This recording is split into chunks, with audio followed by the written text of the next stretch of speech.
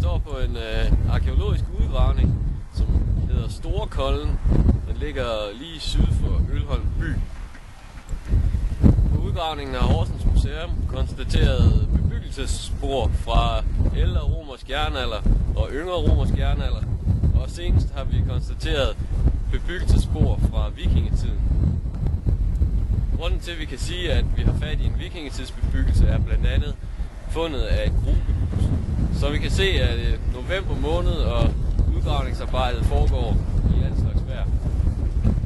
I forbindelse med afsøgningen med metaldetektor tager gravemaskinen det øverste muldlag af, og så afsøger vi området med metaldetektor.